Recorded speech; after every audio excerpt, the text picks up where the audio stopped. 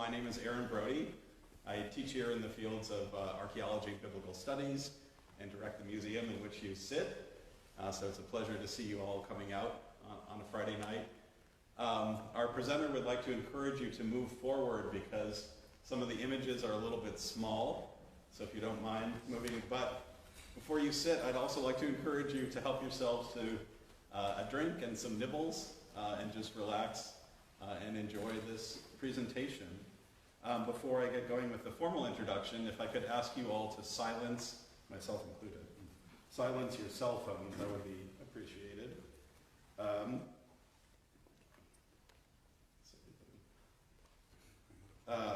no one's going to call me.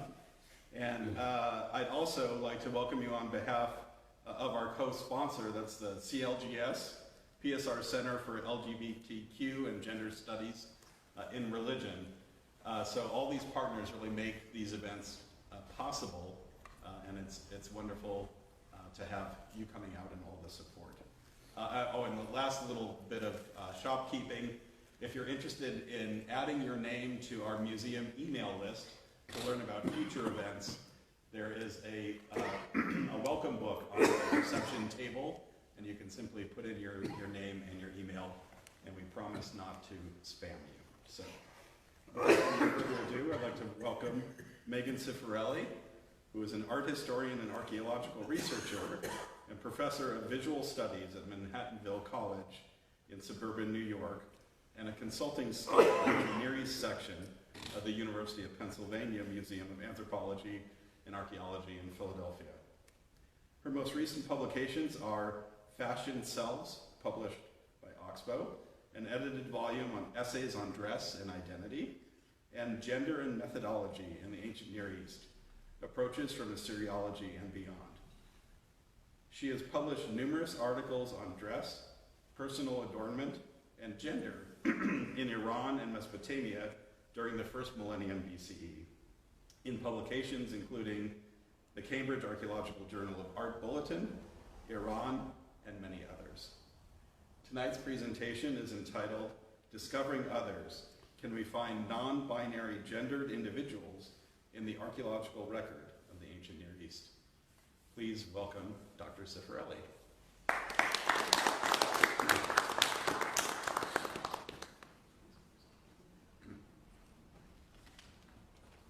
Thank you.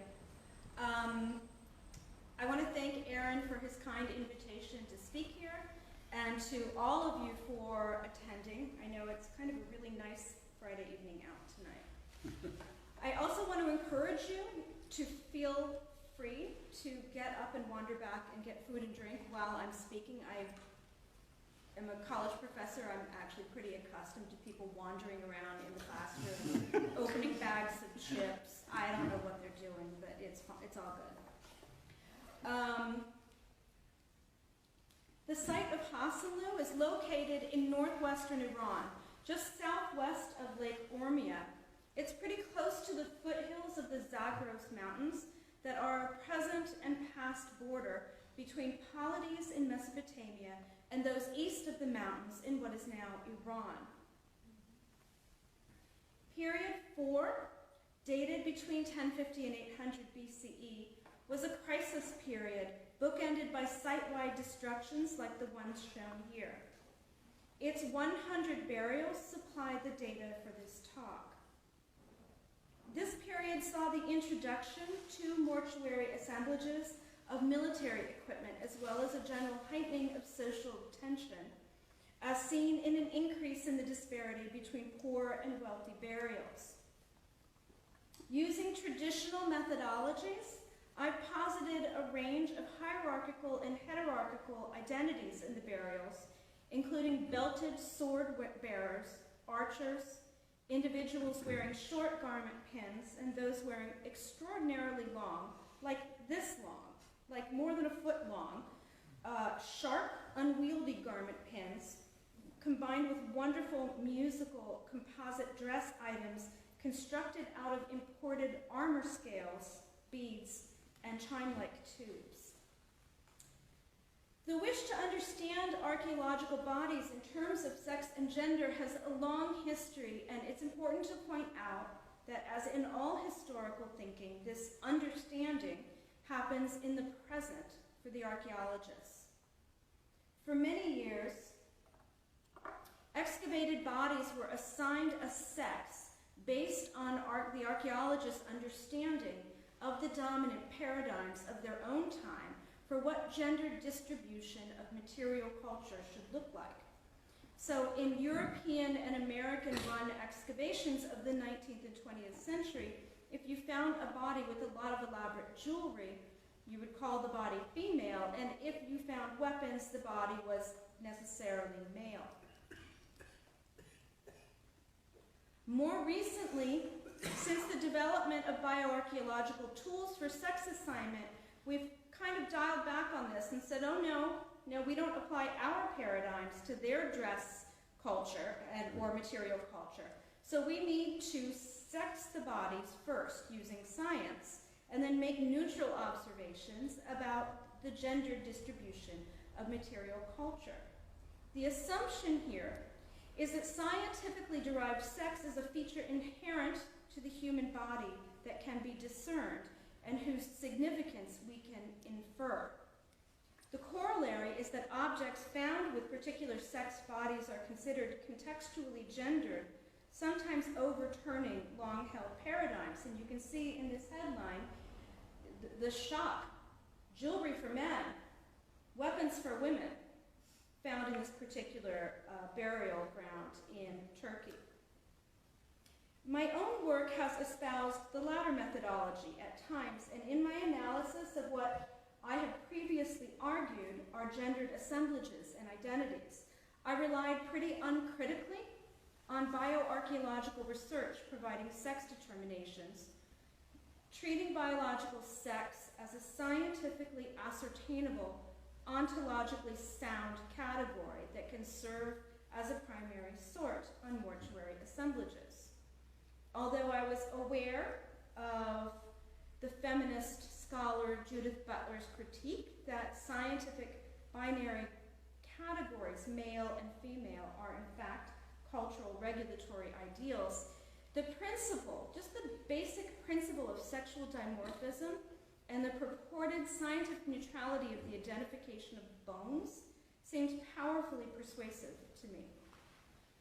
In recent years, though, through personal engagement, in particular with non-binary, intersex, and trans people, and witnessing the shocking abuses of female athletes subjected to sex testing and exclusionary practices by the international athletics communities.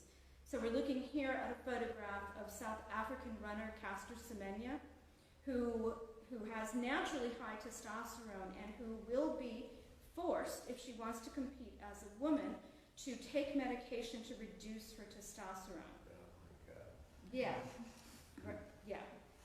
So I've really begun to question the utility of these concepts in the present and in the past. I am challenging here the epistemology and ontology of binary dyads like sex and gender, men and women, and their application to archaeological bodies and assemblages. My paper's title is, Can We Find Non-Binary Individuals? And the answer is maybe not, if what we're using is the binarity of sex as a starting point. Based on my growing understanding of the complexity of humanity, I now believe that to attempt to understand the gendered experiences of archaeologically derived individuals, we have to acknowledge the limitations of the processes that we use to sort bodies into sex categories and the categories themselves, as they have a lot more to do with our cultural expectations than any properties that are inherent to bones. As it happens, sex is not inherent, it's not simple to identify, and we don't know its significance to others.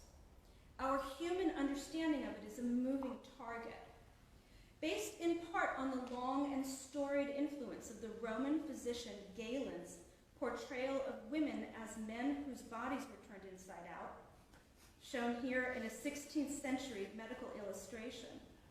The historian Thomas Licora made an argument for the pre-modern dominance of a one-sex system in Western Europe, alleging that the two-sex system is in fact an 18th century invention that used sexual differences to naturalize the cultural suppression of women. All right. His narrative is a little bit reductive, and it's been challenged by many, but there is no disagreement with the premise that sexual dimorphism and the two-sex model are as much about social constructions as Galen's inverted penis here, or Hippocrates' understanding of a uterus as an unleashed wild animal inside a woman's body that could find its way to her lungs and smother her to death. The definitions and boundaries of bodies have shifted with prevailing medical and social understandings of what constitutes sexual difference. Moreover, sex has not always been viewed as a fixed characteristic of a body, but as something that is mutable or reversible. Judith Butler famously destabilized the naturalization of the two-sex model by illuminating how the sex binary functions as a mechanism for social regulation of identity. Sex is only legible through culture, so to say it's a girl is not to observe a biological fact, but to put a human being on an inexorable pathway of socially regulated performance of gender.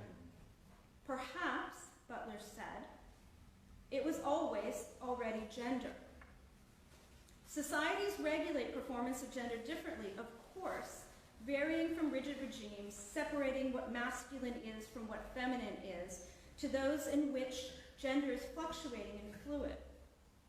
The archaeologists John Robb and Oliver Harris have pointed out that the societies that have the most prescribed gender behavior are those most likely to recognize and codify other, sometimes non-reproductive genders than are those who conceive of sex and gender with greater fluidity.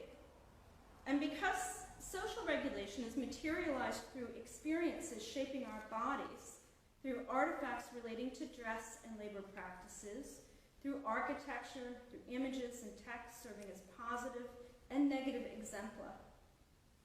The implication of Butler's work, in particular for archaeological research, is clear and well documented. But beyond Butler, the feminist physicist Karen Barad's notion of agential realism gets to the heart of our construction of sexed bodies. This requires just the shortest possible detour into physics, to the work of the Danish physicist Niels Bohr, who suggested that subatomic things, like electrons and photons, can be described and measured as particles and as waves, but not at the same time. What they appear to be depends on the apparatus that you use to observe them. From this, Barad has developed agential realism as a way of thinking that overturns the more traditional Cartesian systems of knowing that separate matter, such as the body, from ideas like gender. Instead of cutting the world into the crisp Cartesian domains of mind and matter, or ideas and objects that have defined properties, she emphasizes their sort of blobby entanglement. Her onto-epistemological units, and I apologize for using the word onto-epistemological, phenomena do not have inherent properties that can be observed.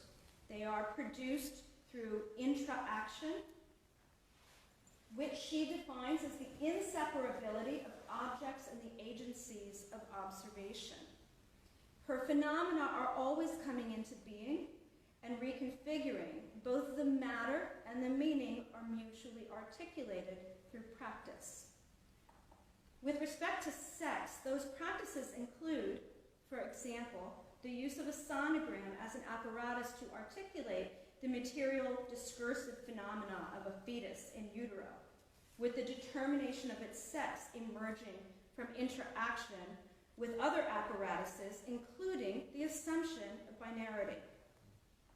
Yvonne Marshall and Benjamin Alberti have argued that skeletal analysis is another such practice that includes the practitioners, their backgrounds, the measuring tools, the reference tables, and the underlying social norms and beliefs about binarity.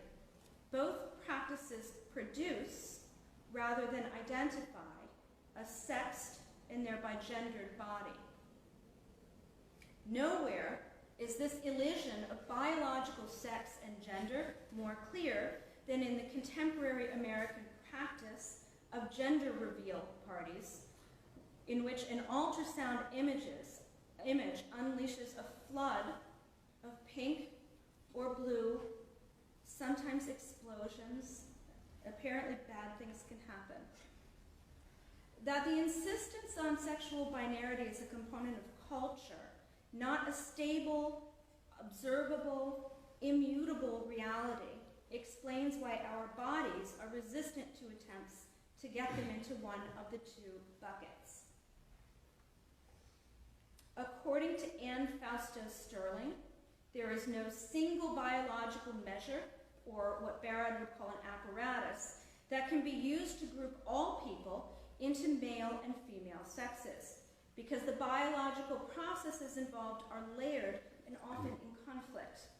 Sex development is regulated by at least 10 layers of sequential biological processes, not all of which necessarily have binary outcomes.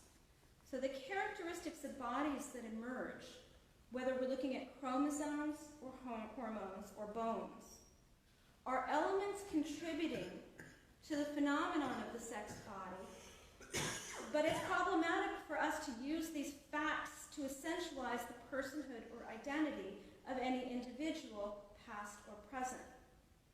And of course, as we know, this plays out in the present, where the United States government has proposed the imposition of binary gender at birth based on genitalia, and if necessary, reified through DNA. In our construction of the past, this plays out when notions about the binarity of sex are part of the apparatus we use to evaluate archaeological bodies. This isn't to say that the results of these evaluations are not accurate or important, but that we can't assume we understand the ways they map onto human lives. Biological sex tests are primarily designed to identify men and women, so it doesn't really help us understand the lived experiences and social identities of intersex, non-binary, or transgender persons who have certainly existed and are well documented throughout time. Similarly, the XY chromosomes of an individual with 5-alpha reductase deficiency doesn't help us understand the embodied experience of a person named as a little girl named Catherine, raised as a girl, who grows a penis at age 12. He might show up in a historical record as a person with a feminine name who's a husband and father. And so he varies from an assumed stable binary.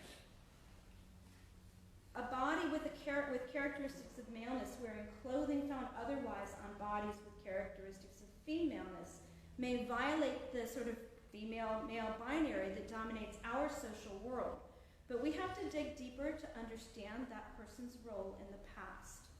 Our observations of genitalia, bones, hormones, or chromosomes do not now and have never magically mapped onto human lives and identities. In a critique of DNA testing, a wonderfully thoughtful bioarchaeologist named Joanna Sofer has said, people don't see each other as genes, but as bodies in the world. But I think she misses a critical component of the way we experience the embodied personhood of ourselves and others, of which sex and gender are a major part.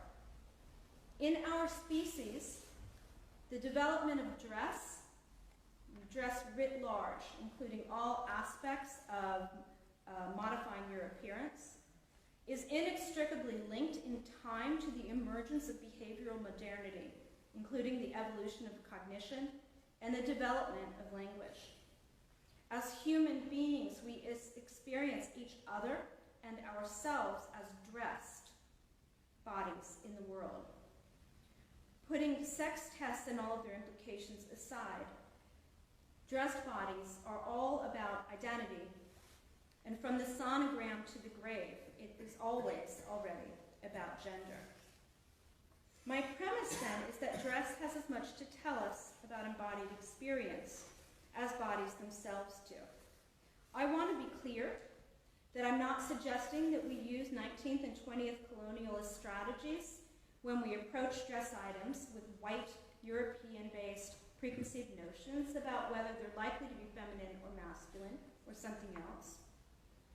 But we know that dress bodies and burials provide powerful opportunities for the negotiation of status and identity. And while it's not always clear how dress and death relates to that in life, we are fortunate in the misfortune of the many residents of Hassanlu who woke up one morning, dressed themselves, and then died in an attack on the site. We can sometimes compare what we see in the burials to bodies in the catastrophic context. I'm suggesting that if what we're looking at is in our exploration of ancient identities is ultimately social, then our primary sort should be the material components that contribute to social identity.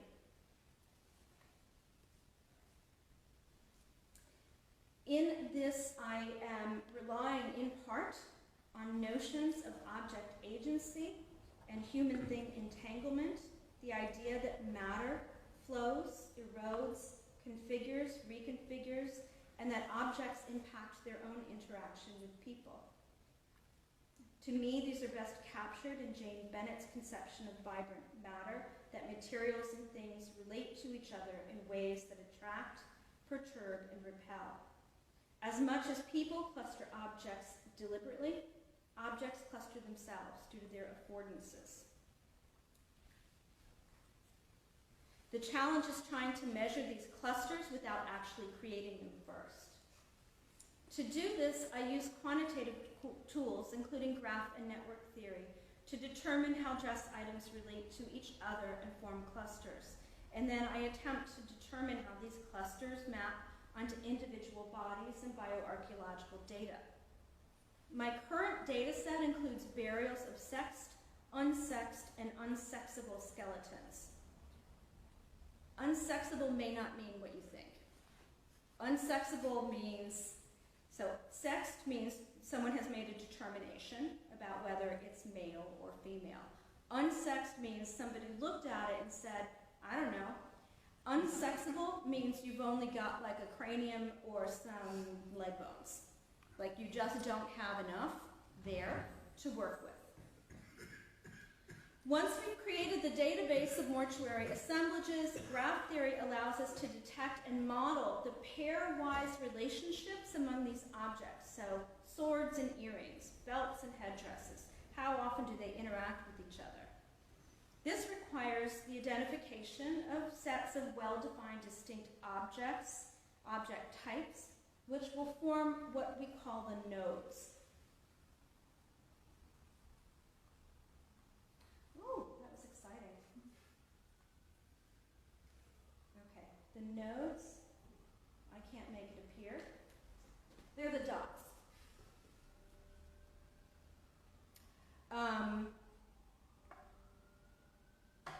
The lines that connect the nodes are called edges, and they each represent an instance, a single instance in which the two nodes coexist. If you see a thicker line, that means there are more moments when those two things coincide. The next step is to use a data exploration and visualization program called Gephi, which runs an algorithm that detects meaningful clusters or modules of nodes. The colors of the nodes show which cluster they belong to. Finally, to locate all the nodes in the graphic space, I ran an algorithm called the Yifan-Hu algorithm. It's force-directed, which means that things that are more closely related to each other are pulled closer together, and if something is an outlier, something only occurs in a relationship once, it gets pushed out to the margins. So you can see the outliers there are things that don't appear in pairs very often at all. The further apart objects are, the less likely they are to be in the same burial, so polarities are really significant. The objects in these burials, most of which relate to dress, pull themselves into four clusters in this analysis. And we can think of these clusters as sets of dress items most likely to be worn together at the same time. If you were putting it on a Barbie, it would be an outfit. If you were a person getting dressed in the world, it would be kind of like a uniform. And generally, when people are wearing the same uniform, they're viewed as being part of the same social category, whatever social category it is. In other words, they may signal a particular identity, but this data is still pretty messy. Anthropological literature suggests that two mortuary populations, children and the elderly, can contribute noisy data that can obfuscate pattern detection. So when you pull the children and the elderly skeletons out of this data set, you can see it reclusters itself in kind of interesting ways. So this is on the right, you can see the adult population, adults who are not elderly, which is the largest population in the cemetery with 29 individuals. They cleave rather neatly into four distinct sort of sub-networks that are, you can see, distinguished by color. There's a pink area, a green area, a yellow area, and a blue area. These constitute dress clusters, or outfits, that in cases are quite visually and materially distinct. So at the top, the pink things, which I know are too small to read, these are heavy armor and weapons. So armor, armlets, metal vessels, swords, and spear points are up at the top in that very dense relationship. Down below, in the yellow area, you can see a cluster that has garment pins, earrings, headdresses, and jewelry. In the blue area, there's a cluster that has arrowheads, blades, and there's another cluster off to the left that's a very strange cluster that we'll talk about later. It's focused on bracelets. So these are four visually distinct adult identities that we can identify within these burials. Now we can go back to sex. When we look at the way these clusters interact with bioarchaeological determinations of sex, we can see some pretty intense overlaps between these outfits and determinations about the bodies as they're understood.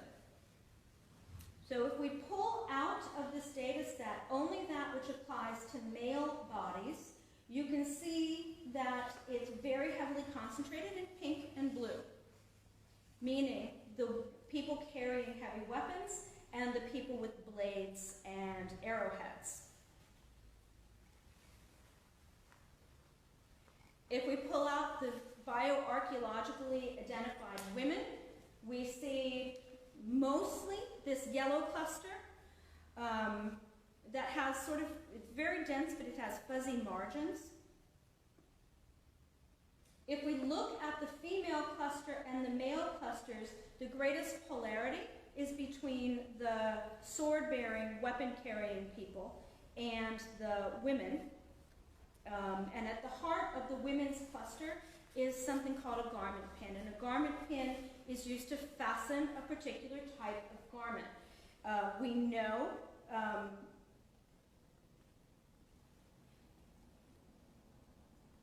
we'll look at it in a moment. But if we look at the garment pin group, you can also see that there are these marginal connections to the blue group. So there's something going on there. Garment pins, we find pinned garments on women depicted on the most famous artifact from Hassanlu, the sort of famous gold bowl. The little arrows there are pointing to the places where the pins are pinning the garments shut.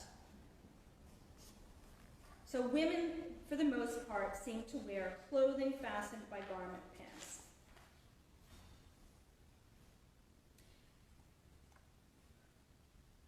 Interestingly, if you look at the bodies on the citadel of women, the bodies that were killed in the destruction of Hassanlu, the bodies identified as women do not have garment pins on them.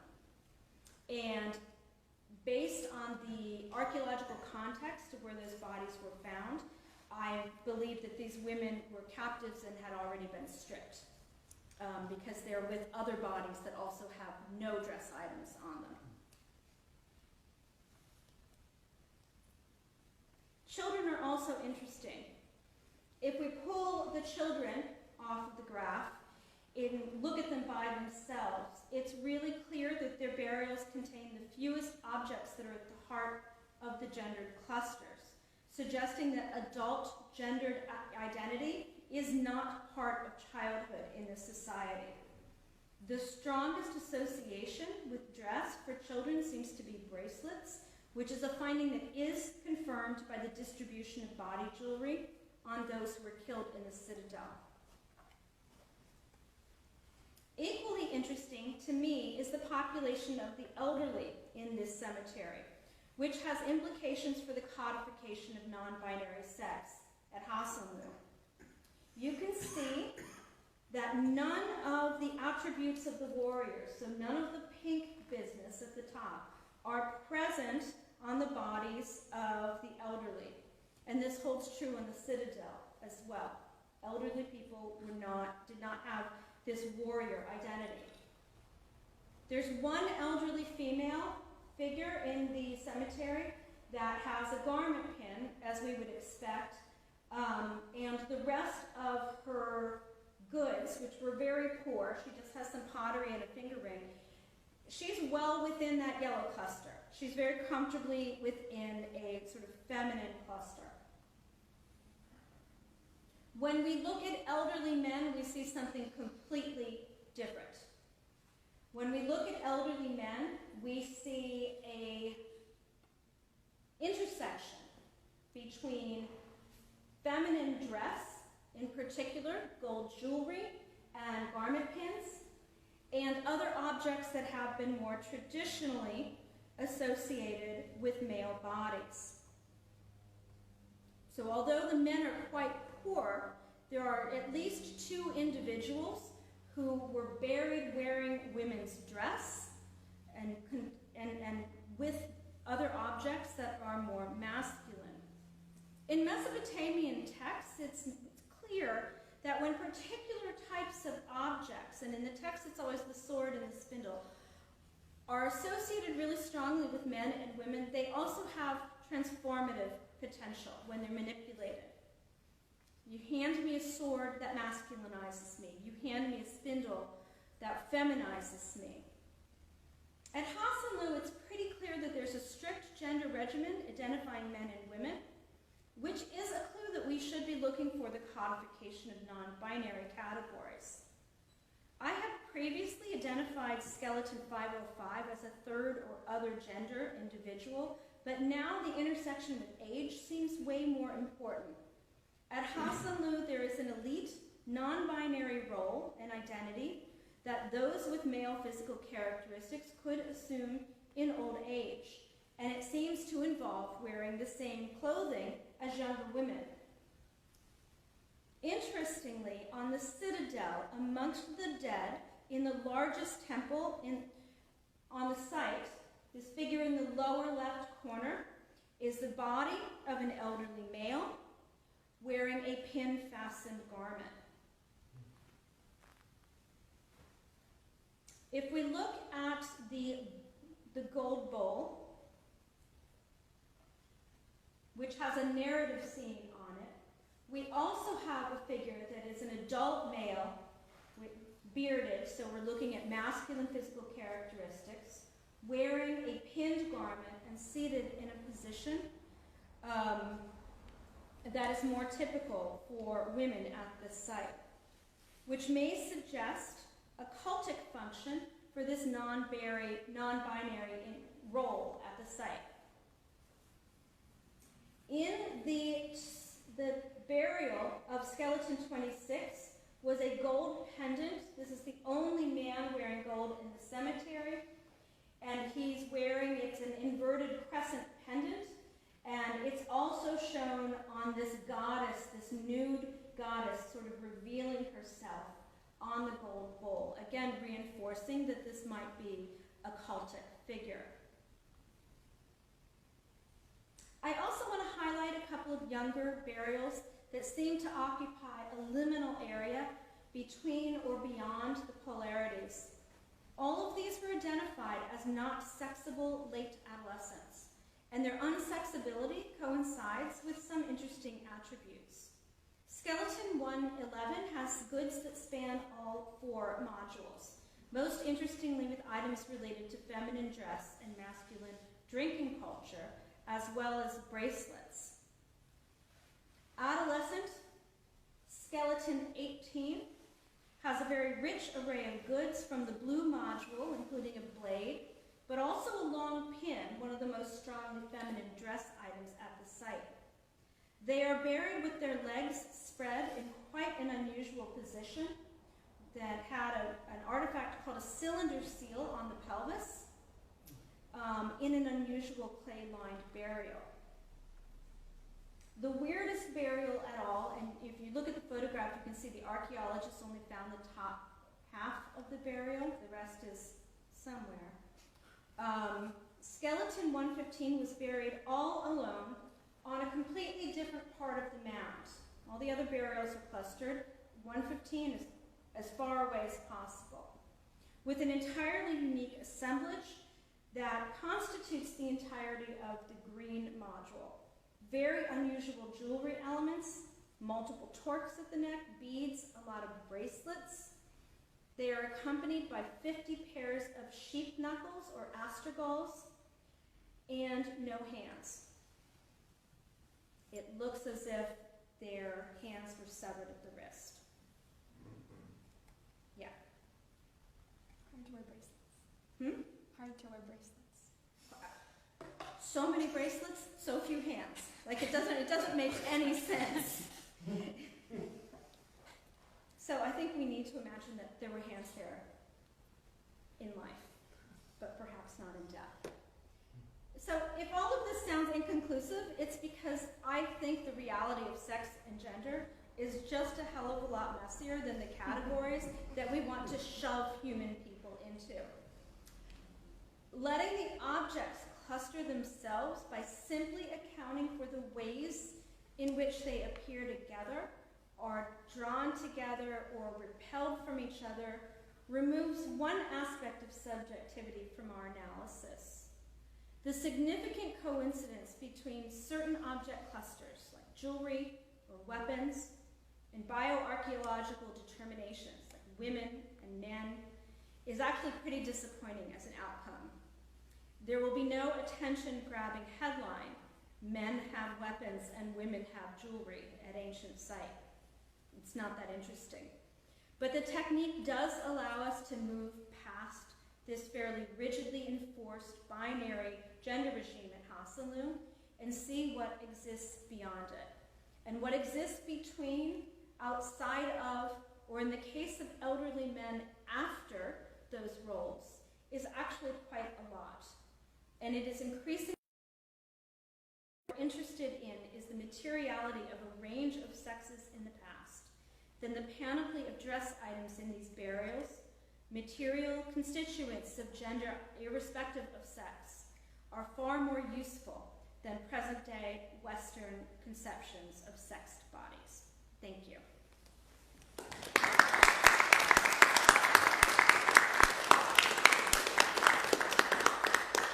Yes?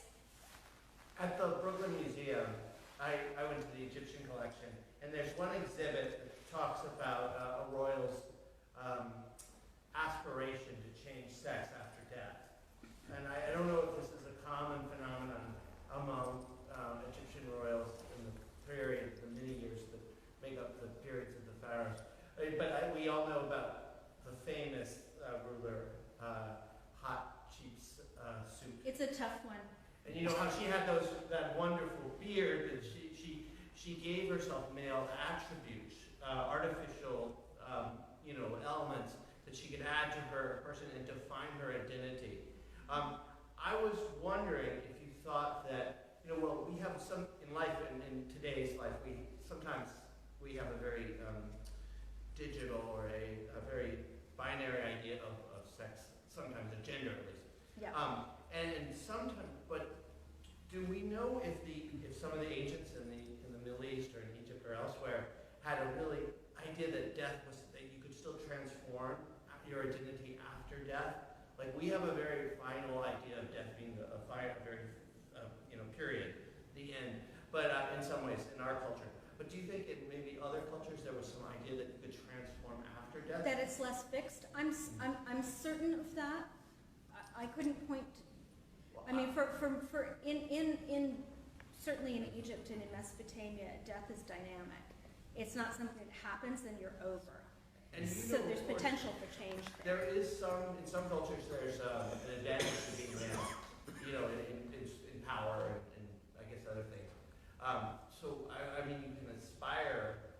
Couldn't an article of clothing or a pin be an aspirational rather than to identify you as your to identify your identity, your conception of yourself? Couldn't it be something you have an artifact that you use to aspire to a transformational state, like to be a man transforming into a woman or a woman transforming into a man? Which is why Hasanlu's so cool, is because we have people whose bodies were dressed for life, not just for death. So it's like really bad for them that they had that really terrible day.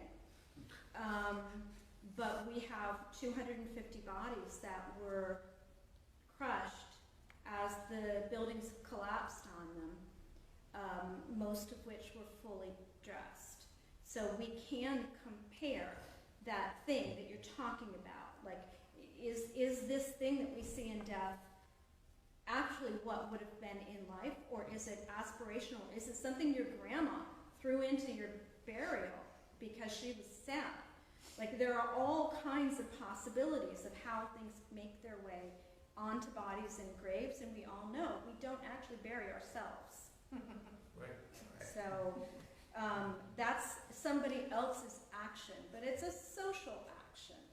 And I think there's enough evidence here to suggest that this gender regimen was pretty strict, so that if there are these variations from it, they're sanctioned variations from it that had a particular social role. I think what you're saying is possible. I don't think that's what I'm seeing here. Okay. If that makes sense. Yeah, absolutely. Yeah. Thank you so much. Yeah. You had a question. Yes. So, given the region and the time period, what are your thoughts about eunuchs? So, Hasanlu doesn't have writing, so we don't have those kinds of details that you would get with the Assyrians or the Babylonians, who absolutely had eunuchs at the same time. There are a lot of different ways to become a eunuch, as we can all imagine. At different points in life, this could happen.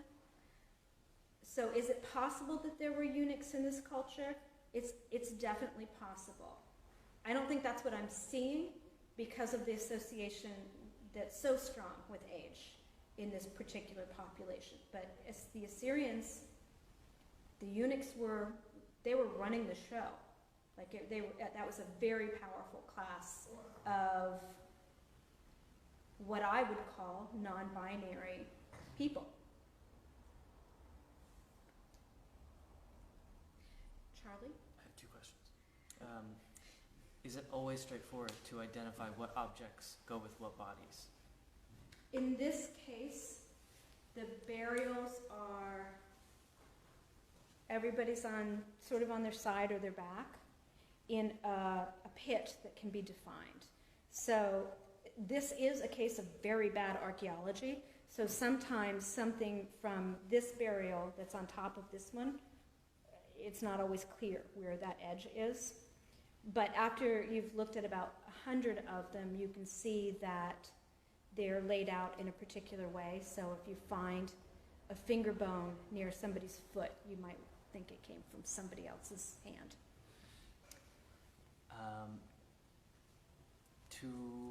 Have you experimented with applying these same techniques in contemporaneous sites from places where you have more writing from, like the Assyrians or the Babylonians? I would love to do that. What?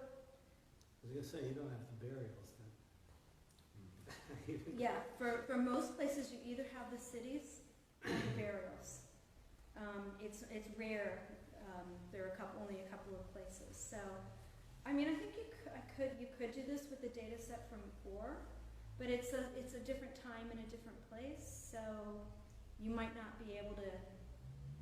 You can test the methodology, but I don't know if any of the conclusions would help you with this. It would be great to have contemporaneous sites nearby in Iran, and I'm working with some Iranian archaeologists, but that's a tough interface in a lot of ways. Yeah. So, so you've focused on the complexity of sex skeletons and refining that with age. Do you have the ability to look at like the sort of wear and tear that the skeleton's endured and consider it from more of a class perspective and see how the objects differ? That is possible to do. It's not an exceptionally well-preserved collection of bones, and for the first several years, so at different times, people collect different parts of the skeleton. So there was a big focus on crania for a long time that, for the most part, wore out around what, like 1945? And yet, when this excavation was started in 1957, they just brought home heads. So it doesn't give you that information about work and muscle attachments and all of those. So ideally, sure. In this case, maybe not. There was a study done comparing the bodies in the cemetery to the bodies in the citadel that was premised on this idea that the bodies in the citadel were somehow a higher class of people than the people who were buried in the cemetery. But that's not really supportable historically. Those were just people that had that really bad day. Like anyone that could take cover, took cover. And then they all crowded into one building, or a lot of them did, and the building fell on them. It's just, yeah, terrible. But interesting. Oh dear. Any other questions? Yeah. So basically from your diagrams, it seems that gender pretty much sorts out into male and female with a small cluster of perhaps non-binary individuals. Yeah. I would say it clusters into feminine, hegemonic masculine, like the guys with the swords, definitely had more stuff in their burials, which I couldn't get into, just like pounds and pounds of metal. The guys without the swords, which I would say you could define them as sort of a non-hegemonic masculine class. The other interesting thing is that the sword guys mostly seem to be from somewhere else. What do you mean they seem to be from somewhere? Their material culture is from the South Caucasus, and maybe one of them is actually from Georgia or Armenia. So it's not just male and female. There are shades of male or degrees, female, and children who seem to be either differently gendered or not gendered at all. So you don't have elite female identities? There is a range within, yeah, that's true. But you don't have any spectacular jewelry? Sorry. I mean, if you think it's spectacular to wear a garment pin that is more than a foot long and weighs 2 pounds, like that's spectacular. Yeah. If you're making a spectacle of yourself. And I've written about that as costly signaling, as something that's hard to wear, but that shows something about your status. But whether or not you would classify that as a different gender, it's an issue of definition.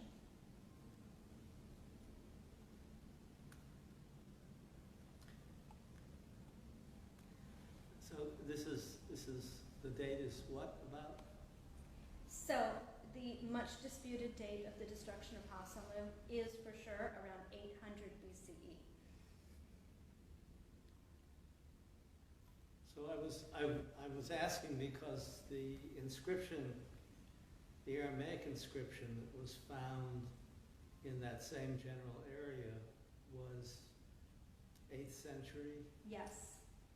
So they may have had writing, but on perishable surfaces. They may have, but they did use sealing at Hasemu. Without writing on it. Yeah. So, and that material is a little bit later. Like a Yeah. lot of things happen in between now and then. This is almost sort of a proto-Urartian site, I think. I mean, that's the direction everything skews to the north. Uh-huh. Sort of before, during, and after this period. But no, I don't think they had, I don't believe they had any, they were using writing at the site, even on a perishable material. Hmm. They collected bits of cuneiform writing from Mesopotamia as like little broken things, as like little treasures. Hmm. Like there was the entire temple treasury is like a Wunderkammer Hmm. of things, broken bits from here and there.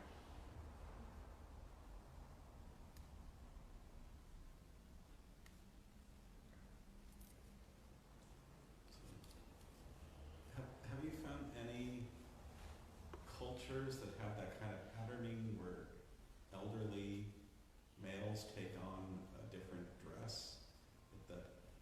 I'm just trying to think of parallels. It's so fascinating. There are in sort of First Peoples ethnographic accounts instances where the elderly are androgenized or feminized. Cool. Okay.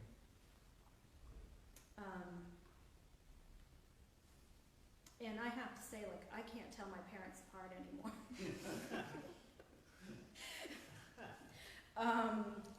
But so I don't think that's an unusual thing. But this is like pretty clear cut that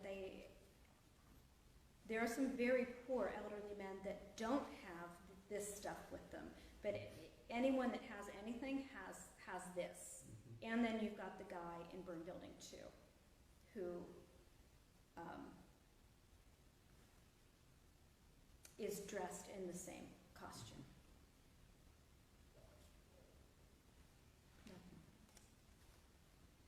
Can you remind us quickly what the cutoff is, approximately in years of elderly versus adult? That's a personal question. So, bioarchaeologically, so socially someone might be an adult in a traditional society when they're 13, 14, 15, but bioarchaeologically you can't identify that body as a man or a woman until they're pretty much older than that. So for age, it's really kind of hard to map our expectations about how bodies age onto the way people's bodies aged in the past. So if you looked at Civil War photographs of somebody who was 40, you'd think they were 100. So in this population, the sort of estimate for people who are very, very old is anything over 50. So, which I get that.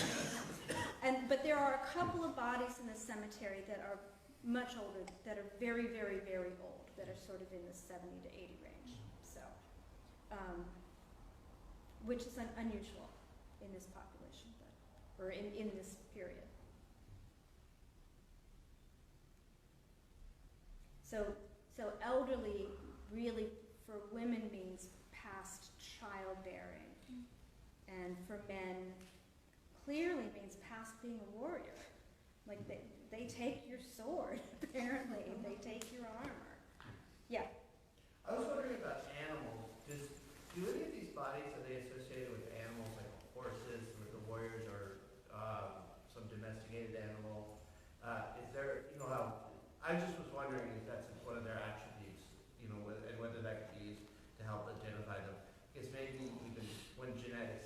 point where we can, learn things just by looking at a non-human but a biological material. Yeah, there is one horse burial at Hasanlu. It was excavated in commercial excavations in the 1930s, in a time when the government of Iran would give somebody a license to excavate for commercial purposes. Wow. They're not always recorded very well or published at all, but there is it's almost like a whisper of a rumor of a single horse burial, which would have been really interesting to find. For the most part, the animals that are in these burials are food, cuts of meat, except for the knuckle bones. And knuckle bones, if you have a bunch of knuckle bones, that's a way of predicting the future. That's an omen. So that poor person with no hands and the unusual jewelry and no lower half of the body probably had some role as a diviner, which is fun. Yeah.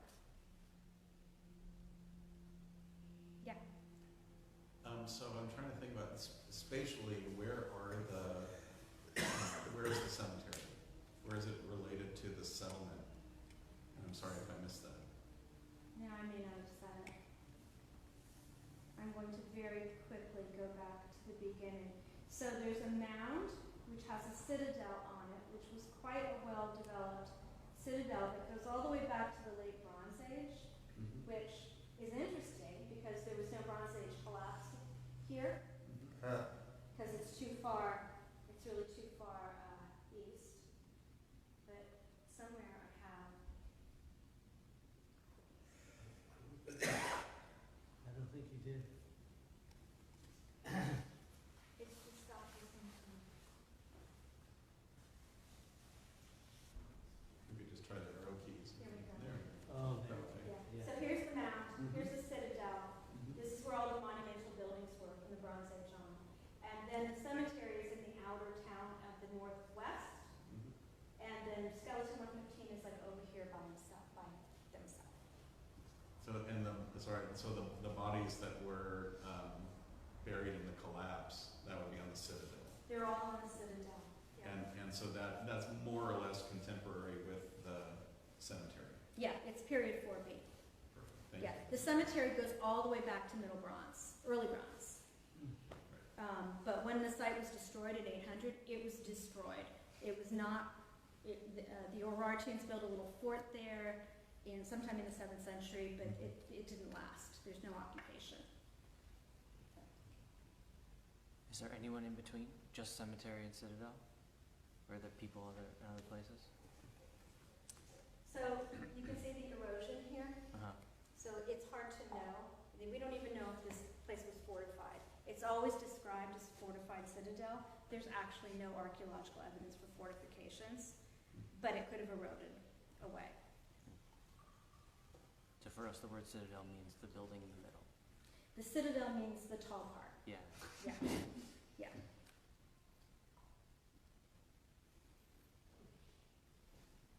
All right, well, I think there's